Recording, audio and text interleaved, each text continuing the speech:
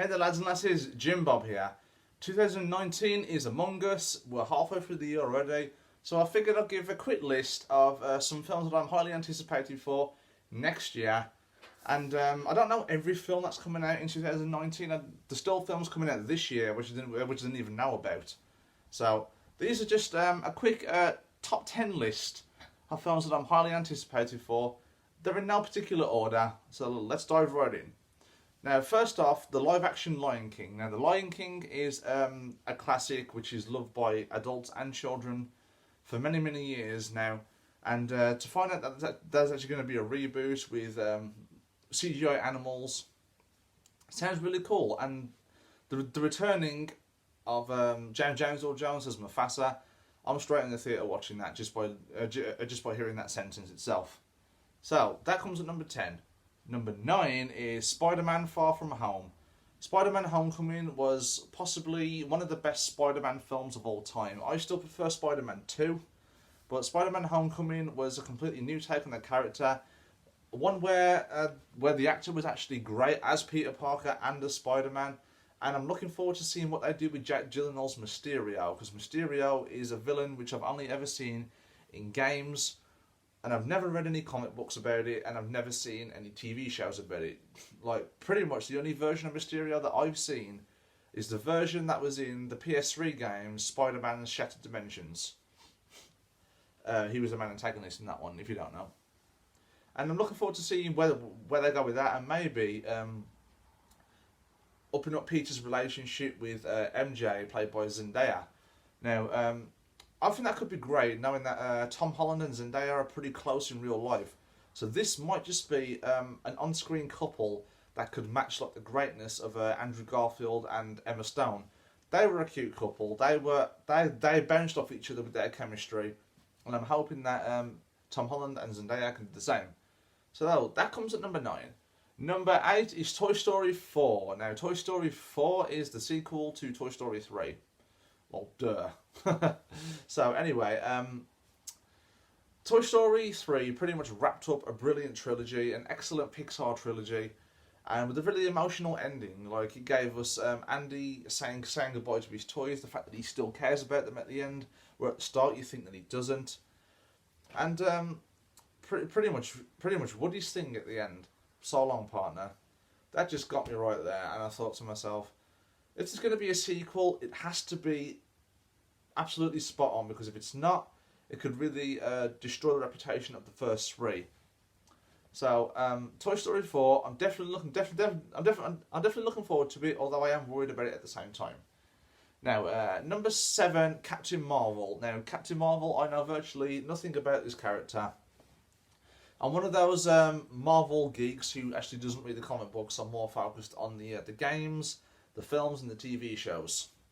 So Captain Marvel, know nothing about her, but the theories I've read and the stuff that I've read, it looks to be that she is the one to defeat the Mad Titan Thanos himself, and that could be pretty cool. Brie Larson is a very, very talented actress.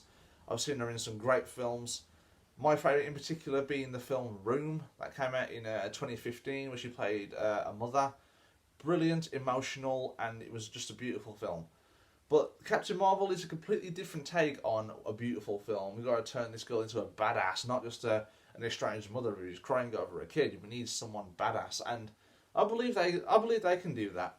Marvel to me hasn't miscast once. Well, not the MCU anyway.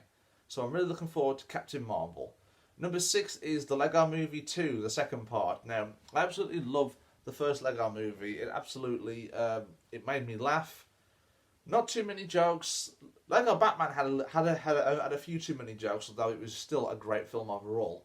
Now, this film, within the first couple of minutes of the trailer, I was laughing. Like, don't give her the satisfaction that she wants. Ooh, that's even worse. Ah, stop it! Sorry, I had to just quote that one. So that comes at number 6. Number 5 is Chaos Walking. In case you don't know what that is, it's based on a novel. Not sure who it's by. I didn't really read up about it. I just know that it's based on a novel, and I know virtually nothing about this film. Haven't seen a trailer, but what got me invested was just one screenshot of Tom Holland and Daisy Ridley standing side by side. That is going to get me to the theatre straight away, just seeing them two. Both very talented actors, one from the MCU and one from Star Wars. You can't get a collaboration any better than that. So I'm looking forward to it, and Daisy Ridley, to me, I haven't seen her in anything else, particularly except for Star Wars, and I'd like to see what other talent she has. She's great as Rey, and I hope she's great as this character as well.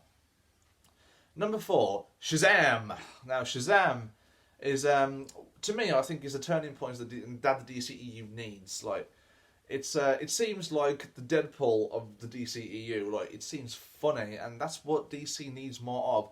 More light-hearted. Don't make everything so serious. I mean, I know Justice League tried that, but the only reason Justice League failed at that was because with the two directors, now faults of their own, and with the strict schedule that we're on, it was so rushed.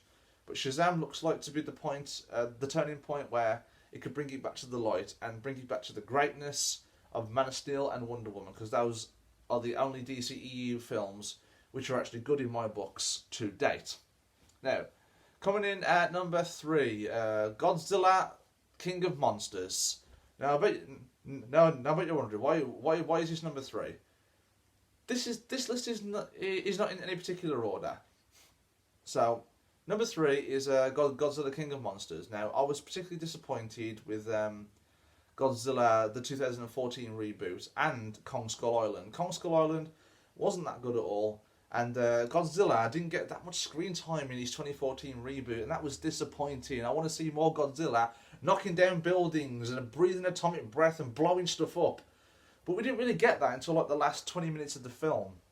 I'm hoping that changes, and I hope that Godzilla fights more than just the military. By the trailer, it looks like he's up against like Mothra, maybe Rodan and King Ghidorah, Gigan, everybody like that.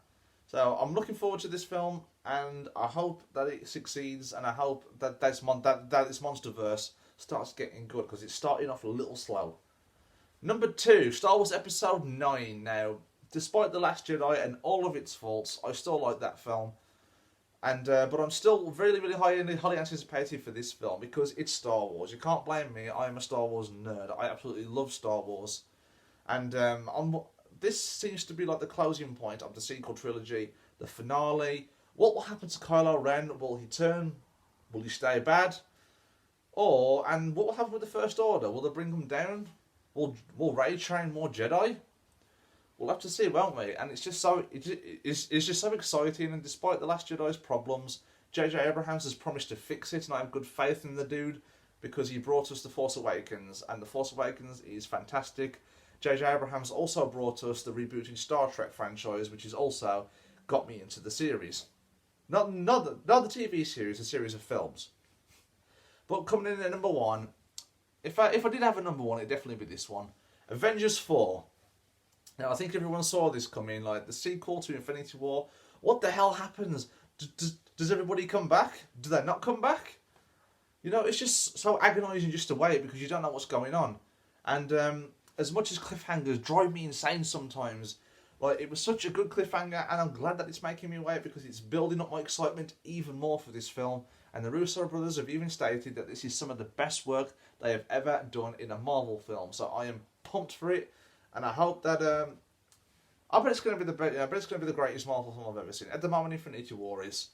So those are my takes. Those are my top 10. Well, not top 10. They're basically just 10 films, not in any particular order, of highly anticipated films of next year so far. Now, I'm going to give some honourable mentions, and give those honourable mentions to How to Train Your Dragon 3. I'm going to give it to Frozen 2 and Detective Pikachu. Now, Detective Pikachu, not sure how that's going to turn out. I reckon it's based on a game, but and I've heard that Pikachu will actually speak actual English, and I'm thinking to myself, wow, okay, not sure how that's going to work, because, you know, used to the Pika stuff. So, thank you very much, guys. If you like what you see, like and subscribe, and I will see you next time. Bye-bye.